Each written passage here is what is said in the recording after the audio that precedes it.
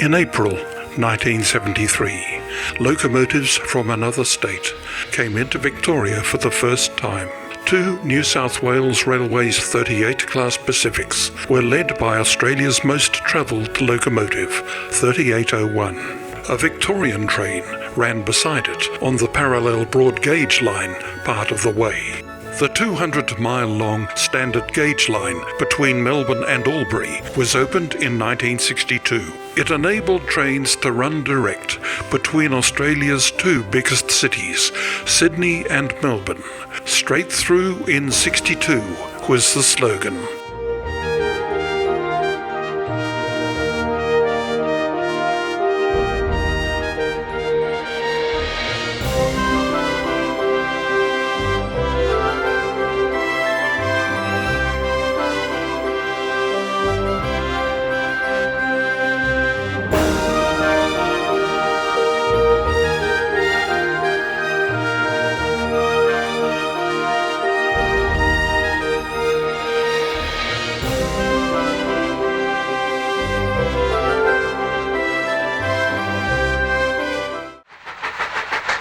In 1993, a spectacular triple parallel run took place between Melbourne and Seymour, with two Victorian trains on the broad gauge double track and the 38-hauled train on the standard gauge line.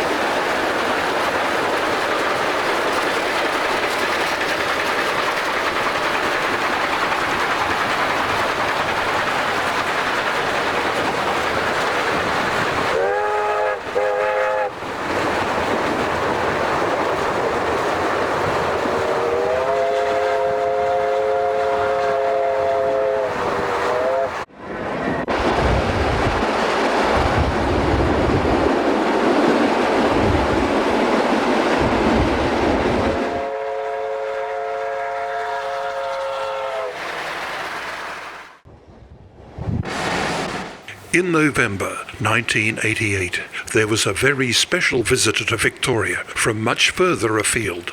The famous Flying Scotsman, the world's most travelled locomotive, came to Australia as part of the bicentennial celebrations.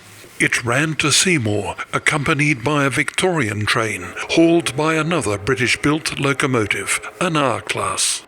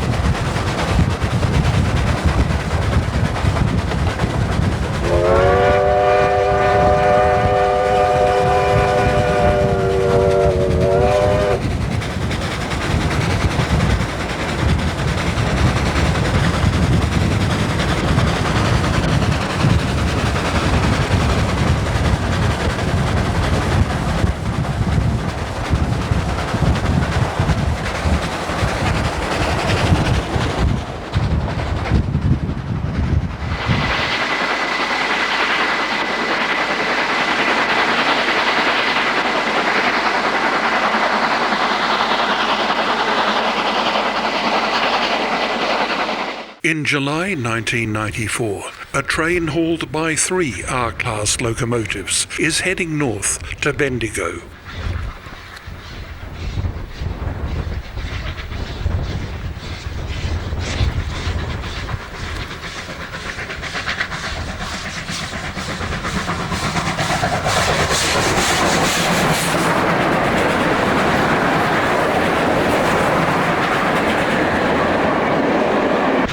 The R-Class, of which 70 were built, were first delivered in 1951 from the North British Locomotive Company. They had a service life of only 16 years. Some were never used.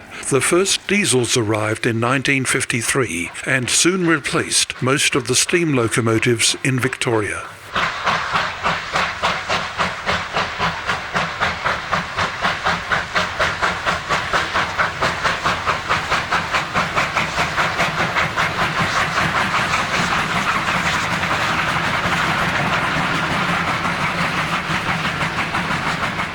Bendigo, Victoria's fourth largest city, grew rich as a result of the Great Victorian Gold Rush of the 1850s. It once had an extensive tram network, part of which has been preserved as a tourist attraction.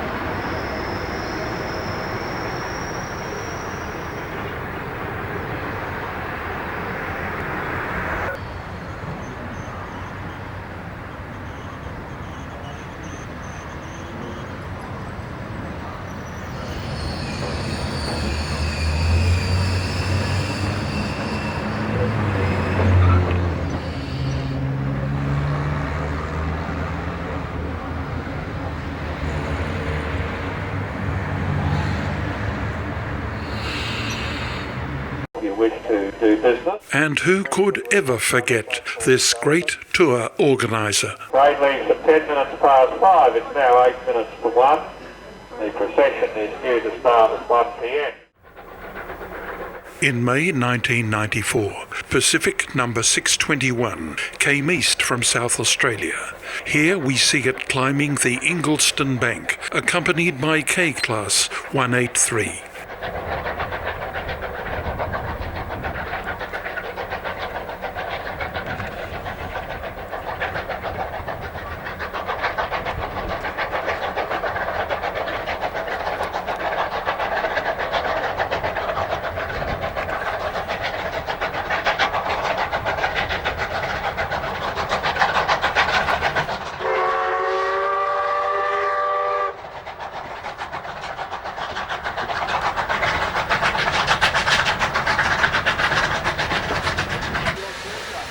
At Ballarat, we have an opportunity to see the loco close up, particularly its unique Baker valve gear.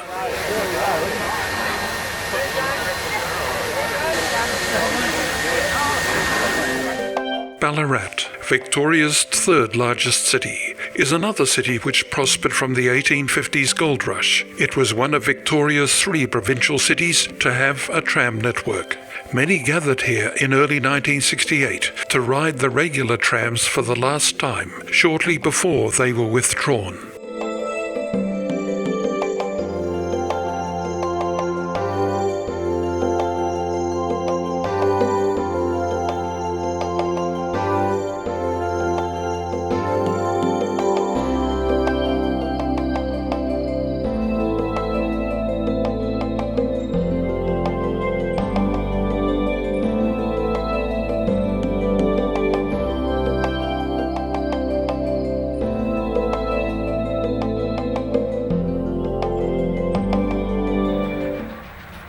William Alfred Webb was the Chief Commissioner of the South Australian Railways from 1922 until 1930.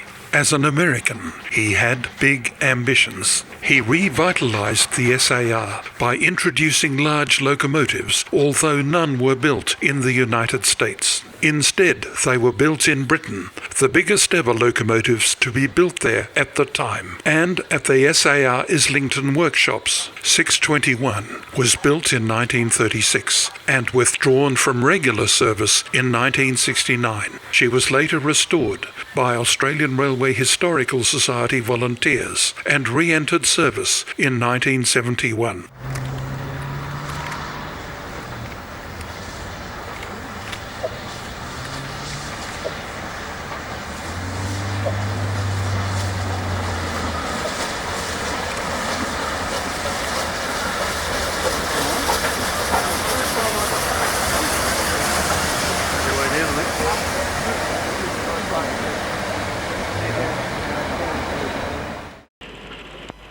In August 1986, this Melbourne suburban commuter train was a long way from its usual stamping ground. We're at Traralgon, 97 miles east of Melbourne, at the end of the electrified section of the Gippsland line, once the longest electrified line in Australia.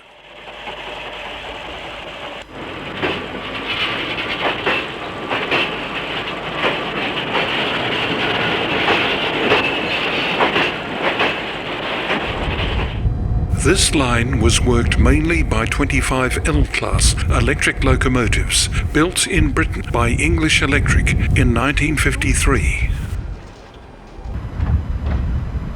In May 1987, a much older Melbourne suburban train made a one and only run on the same line. These wooden-bodied trains were still running regularly around the Melbourne suburbs into the 1970s. The Victorian Railways opened the first electric railway in the Southern Hemisphere in 1919. The line voltage was 1500 volts DC, which later became the world standard.